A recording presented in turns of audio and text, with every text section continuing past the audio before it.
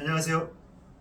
오늘 2023년도 경찰 2차 시험 문제 22번 문제입니다. 22번 문제고 형법, 그 중에서 형법 강론 중에서도 여러 가지 또 재산권과 관련된 그런 문제들 그런 문제들이 많이 배열되어 있습니다. 오늘 문제는 좀 어려울 수 있을 것 같아요. 어려울 수 있는 게 조금 1번 판례 좀 낯설고요. 2번 판례 좀 최신 판례고요. 3번 판례 최신 판례입니다.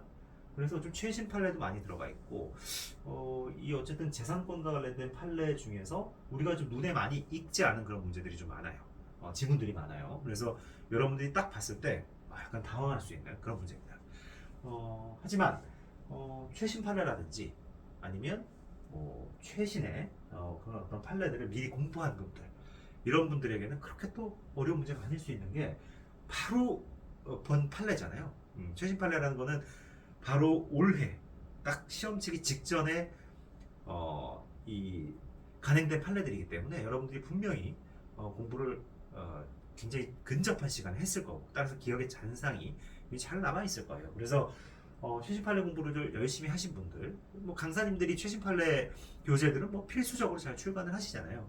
그래서 그런 것들 많이 보신 분들은 문제 푸는데 또 그렇게 어렵지 않으셨을 수 있을 것 같아요. 아시겠나요? 그래서 최근 한 5년치, 최근 한 3년치, 이 정도는 이렇게 출제된 판례들은 굉장히 좀 여러분들이 주의 깊게 공부를 하셔야 됩니다. 아시겠죠? 네. 그래서 오늘 문제 한번 풀어보도록 하겠습니다. 문제 풀어보면 기네요. 지문이 좀 깁니다. 자, 다음 중 가장 적절한 것은 이렇게 나와 있고, 자, 갑은 건물의 소유자로 해당 건물을 매입하기 위한 소유자금을 대납하는 조건으로 해당 건물에서 약 2개월 동안 거주하고 있던 A가 이 금액을 입금하지 않았어요. 그러니까 이런 건물이 하나 있는데 이 갑이 건물의 소유자예요. 갑이 건물의 소유자인데 이 해당 건물을 매입하기 위한 소유자금을 대납하는 조건으로, 이 소유자금을 대납하는 조건으로 대신 납부한다는 거죠. 해당 건물에서 약 2개월 동안 A라는 사람이 이렇게 거주하고 있어요. 이 A가. 근데 이 돈을 안 주는 거예요. 대납하기로 한 돈을 안 준단 말이야. 따라서 갑은 A를 쫓아내겠다 이렇게 생각한 거예요. 따라서 쫓아낼 목적으로 아들인 B한테 A가 거주하는 곳의 현관문에 설치된 디지털 도어락의 비밀번호를 변경할 것을 지시했고, 그렇죠?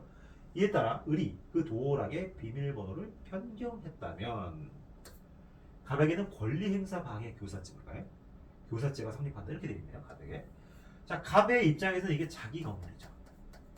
자기 건물인데 자기 소유 건물에 어떤 이 부착되어 있는 이 도어락의 비밀번호를 변경할 것, 손괴 행위를 지시한 거죠. 어떤 그러니까 손상 행위죠. 손상 행위를 지시한 거예요. 일종의 자기 건물에 붙어 있는 도어락의 손상 행위를 지시했다 이 얘기예요.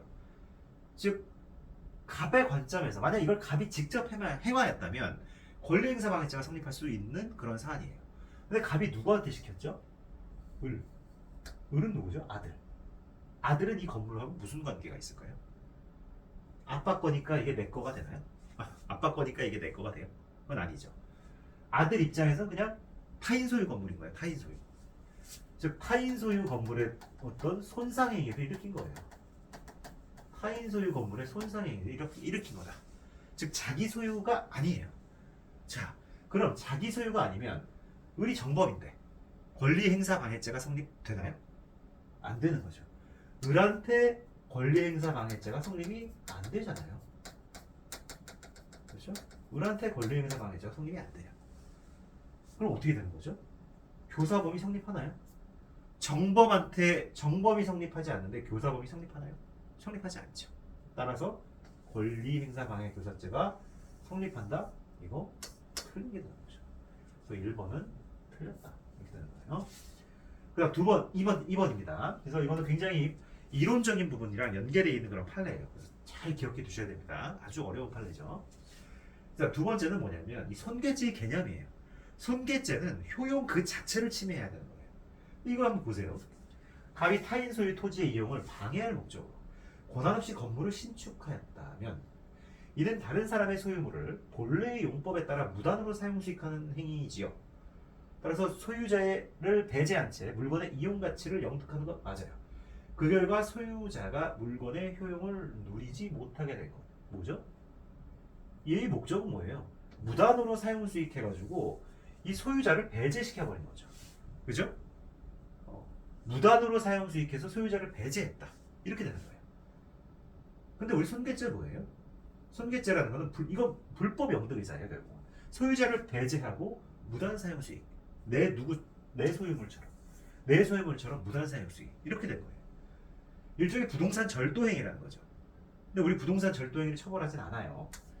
근데 이거가 이 어떤 토지 자체, 이 사람의 토지 자체를 망가뜨렸나요? 토지 자체의 어떤 그 효용을 침해한 건가요? 토지 그 자체의 사용 수익권이 아니라 그건 아니란 말이에요. 그건 아니죠. 소유자가 물건의 효용을 누리지 못하게 된 것이죠. 이건 어떤 결과로서 소유자가 물건의 효용을 누리지 못하게 된 거지 효용 자체를 침해한 건 아니잖아요. 토지 자체를 침해한 건가 이게? 그건 아니라는 거예요. 따라서 재물손괴죄는 성립하지 않는다는 거예요. 약간 어폐가 있어요. 토지의 본질은 뭐죠? 토지는 결국은 건물을 세우고 사용 수익하는 거잖아요. 이 토지의 효용 자체를 침해한 것이라고 볼 수도 있을 것 같아요. 근데 우리 판례는 그걸 굉장히 좁게 보고 있어요. 손괴죄라고 보기 힘들다는 거예요. 어떤 물리적 파손이 있어야 된다는 거예요. 손괴죄는. 근데 그런 게 없다는 거죠. 여기는. 따라서 재물손괴죄에 해당하지 않는다. 이렇게 되는 겁니다. 그래서 이것도 틀렸어요. 세 번째. 건물의 임차인이 갑이 임대인 A에 대한 임대차 보증금 반환채권. 자, 우리가 건물의 임차인은 항상 임대인한테 뭐를 갖고 있죠? 보증금 반환채권. 임대차 보증금 반환채권을 갖고 있는 거예요. 이 갑이 A에 대해서 채권이 있는 거예요. 보증금 반환채권. 이 채권이 있는데 이거를 B에게 양도하였는데도 이거를 B한테 양도했어요. B한테 양도하였는데도 자, 양도할 때는 양도인이 이 채무자 A에게 채권 양도 통지를 해요. 내가 너한테 갖고 있는 채권을 B한테 양도한다. 이걸 통지를 해야 돼요. 이게 대항 요건이에요. 근데 채권 양도 통지를 안 한 거예요. 그럼 안 했으면 A는 얘한테 갚겠죠. 그냥 모르니까. 그리고 이 임대차 보증금을 반환해서 보관하고 있던 중에 꿀꺽 먹어버린 거예요. 꿀꺽. 자, 이랬을 때 이 갑이 B에 대해서 횡령죄가 성립하느냐? 아니라는 거예요. 단순한 민사관계라는 거예요. 갑이 채권 양도 통지하지 않고 A로부터 받은 돈을 꼭 가지고 있을 때 이 돈이 B의 어떤 B의 어떤 재산상 보관자로서 얘가 가지고 있었던 게 아니잖아요. 그죠? 그건 아니라는 거예요. 민사적인 채권 채무 관계는 있어요. 이걸 넘겨줘야 될 채무는 있는 거죠. 하지만 A로부터 받은 돈을 얘를 위해서 보관해야 될 의무는 없는 거예요. 무슨 말인지 아시겠나요? 이게 굉장히 중요한 개념이에요. 단순한 채권 채무 관계 이런 경우에 횡령죄 성립하지 않는다는 겁니다. 네, 그래서 이것도 틀렸어요. 세 개. 또 세 개가 다 틀렸고, 자, 그다음에 4번으로 넘어갈게요. 자, 이 판례 너무 중요한 판례죠.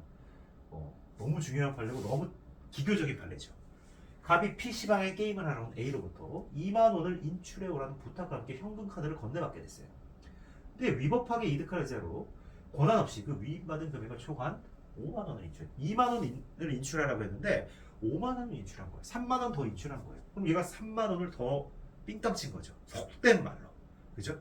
근데 우리 판례는 그럼 3만 원이라면 재물의 개념이잖아요. 돈. 그죠? 다 돈이잖아요. 3만 원. 근데 우리 판례는 이거를 이렇게 여기 인출이라고 했기 때문에 여기 어떤 현금 자동 지급기가 있을 거 아니에요. 이게 일단 컴퓨터죠. 컴퓨터는 정보 처리 장치죠. 정보 처리 장치가. 여기서 2만 원을 인출해야 될 거를 5만 원을 인출했을 때 그럼 컴퓨터 사용 사기죄가 성립할 수 있단 말이에요. 근데 컴퓨터 사용 사기죄가 성립하기 위해서는 이 2만 원을 인출하는데 5만 원을 3만 원 더 인출한 거. 이게 재산상 이익이 돼야 된단 말이에요. 근데 3만 원이라는 개념으로 설정해버리면 이건 재물을 취득한 게 되잖아요. 그러면 이 컴퓨터 사용 사기죄가 성립할 수가 없어요. 컴퓨터 사용 사기죄는 재산상 이익이 객체란 말이에요. 근데 우리 판례는 되게 기교적으로 여기 이렇게 써 있어요. 5만 원을 인출한 후 그중 2만 원만 A에 건네주고 3만 원을 취득하였다면 갑의 행위는 그 차액 상당액, 즉 3만 원에 관하여 컴퓨터 사용사 기재에 해당한다. 이렇게 판시를 하면서 여기서 뭐라고 얘기를 하고 있냐면 요거 밑으로 내려가 볼게요. 굉장히 참 재밌는 표현을 하고 있어요. 여기. 이때 그 인출한 현금 총액 중 인출을 위임받은 금액을 넘는 부분의 비율에 상당하는 재산상 이익을 취득했다. 이렇게 판시했어요. 너무 처벌하고 싶었던 것 같아요. 현금 자동 지급기를 통해서 인출을 했기 때문에 이거는 컴퓨터 사용사 기재 외에는 엮을 수 있는 죄명이 없었던 거예요. 근데 컴퓨터 사용사 기재는 재산상 이익만이 객체가 돼요. 이거 재물이잖아요. 3만 원. 3만 원을 구성하면 안 되는 거예요. 따라서 위임받은 금액을 넘는 부분에 비율에 상당하는 재산상 이익을 취득한 것이다. 이렇게 해야만 컴퓨터 사용사 기재가 성립하는 거예요. 알겠나요? 근데 이거 어떻게 됐어요? 우리 지문은 뭐라고 되어 있어요? 그 차액 상당액에 관하여 컴퓨터 사용사 기재에 해당한다. 이렇게 되어 있네요. 그죠? 그래서 이게 맞는 지문이다. 아시겠나요? 답은 4번입니다. 그래서 이거는 굉장히 전통적인 판례예요. 사실은 전통적인 판례고 이 1, 2, 3번은 굉장히 최신에 나온 판례들이에요. 최신 판례들. 여러분들의 기억 속에 따끈따끈하게 들어가 계신 분들은 쉽게 풀었을 거고 잘 안 보신 분들은 이거 뭐 너무 낯설고 너무 어렵죠. 이 문제. 그죠? 특히나 이게 맞는 지문이잖아요. 그죠? 이렇게 되면 굉장히 좀 어려웠을 것 같아요. 맨 마지막에 맞는 지문이기 때문에 여기서 되게 헤맸을 거예요. 그죠? 네, 그래서 어쨌든 이 정답은 좀 많이 봤던 거기 때문에 좀 쉬워요. 그래서 요것만 보고 딱 찍은 분들은 많이 맞추셨을 텐데 그렇지 않은 분들은 되게 힘들었을 거예요. 1, 2, 3번이 어려운 지문이기 때문에. 아시겠나요? 네, 여기까지 하겠습니다. 감사합니다.